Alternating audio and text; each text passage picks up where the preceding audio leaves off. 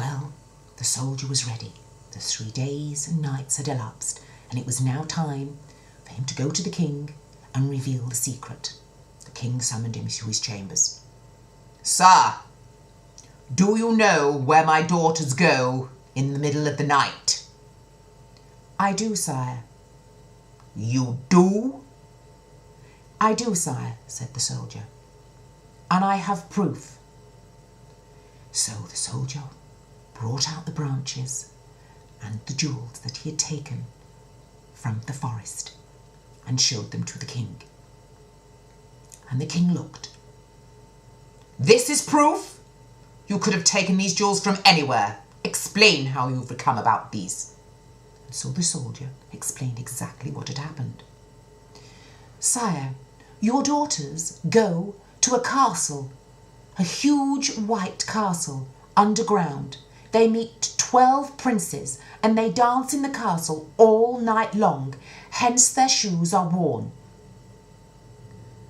The king was absolutely amazed. He was totally unbelieving of what the soldier was saying.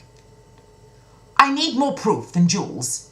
Exactly how do my daughters go to a castle underground? It is not possible." And so the soldier led the king up to the princess's chambers. Now, whilst he was leading them up to the chambers, the princess was hurrying behind them. They were nervous. They were very, very nervous at this point. And the youngest one looked at the eldest and said, "I told you something wasn't right. I told you." And the eldest turned around and said, "Shut up, shut up. I don't want to hear. If our secret's blown, we're all for it. We're all for it. Do you realise that? Just be quiet. I don't think he knows. I just think he's pretending. I just think he's had a dream. I really hope so. I really hope so." Oh, she was nervous. In fact, they all were nervous.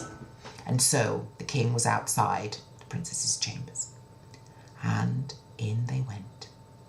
And the soldier said to the princesses, "Clap your hands like you do to make the bed open into the ground." And the princesses turned round and said, "The bed doesn't do that. I'm not going to clap my hands. How dare you say such a thing? Father, father, tell him." "Do as he says," said the king. Oh, the princesses was nervous now. They were really nervous now. So, hesitantly, she clapped her hands. And they all looked down to the floor as the bed opened up. Down, down, down, the king could see the steps. And he led the soldier before him and said, "Take me down there." And down the king went to the bottom and to the wood, the jewel wood. And the king could see exactly what the soldier had said was true. And he went further and further down and across the wood, only to find the 12 boats. Mind you, they were empty at this point. The princes weren't there because it was daytime, of course. But the king knew that this exactly was how the soldier had described. And so he turned to his daughters and said, "So, you meet 12 princes here in the middle of the night?" The daughters couldn't deny it, and they all turned to their father and held their heads down and said, "We do, father. We are sorry, but we were having such a good time. We didn't want to reveal our secret. We have 12 princes. We are in love with them." "Don't be so silly. You will be married to the princes that I choose, not of your choice. Now this soldier, this man of honour, he will choose one of you as his bride." And so the soldier looked around to find the bride of his choice. And he held out his hand to the youngest princess. And, for good reason, she turned to him and took his hand. And she turned and said, "I always knew you were there."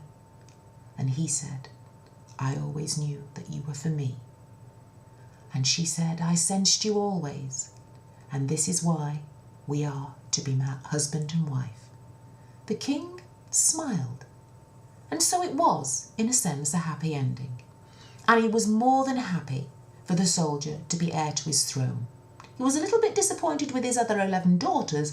However, he did get over it, and he did find 11 other handsome princes for them to marry.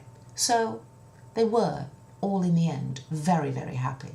And the king, as a true king, an honourable king, kept to his word. And the soldier and his princess lived happily ever after. I hope you've enjoyed the story, and do tune in again. Bye-bye.